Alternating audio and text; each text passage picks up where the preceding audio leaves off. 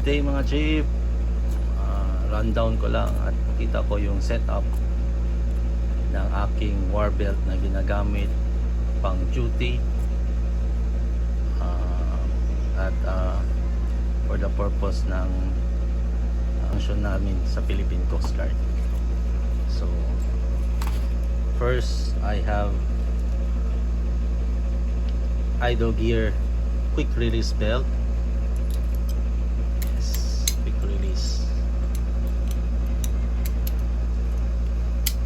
Then dito meron akong 9mm magazine pouch, quick release pouch, another pouch for 5.56,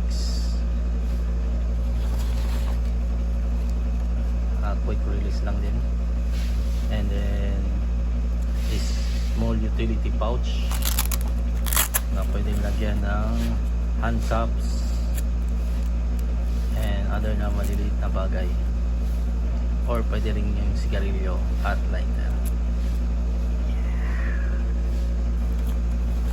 And then over here we have the medic pouch, which meron mga laman nito sa loob, yung goose bandage, betadine, and stuff. Over here meron tayong utility pouch, saan nilalagay ko yung mga headlamps,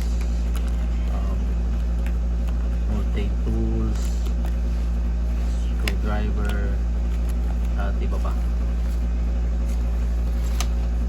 Dito meron tayong dump pouch na pwede siyang foldable at mabilis lang ding i-release pag kailangan gamitin. So ganyan lang.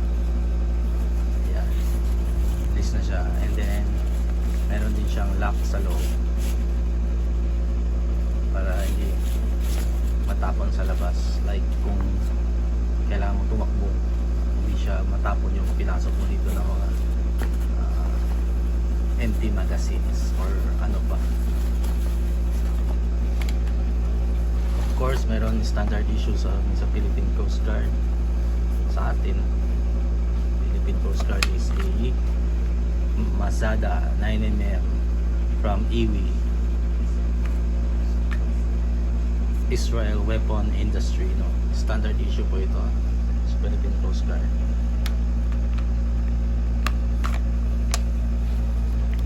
And then meron po akong Gerber knife from Gerber. So ito, gamit ko na talaga ito, matagal na to sa akin. Nagagamit ko sa pag yung propeller ng mga rubber boat or aluminum boat namin natatanggal ng mga lubid or any debris. So dito ko kinakat. So, ito ang ginagamit ko pang cut sa mga malupot sa mga propeller namin. So, and then last but not least is a carabiner para ma-hook ko yung gloves ko, tactical gloves or other stuff na kailangan hook at i-attach sa akin.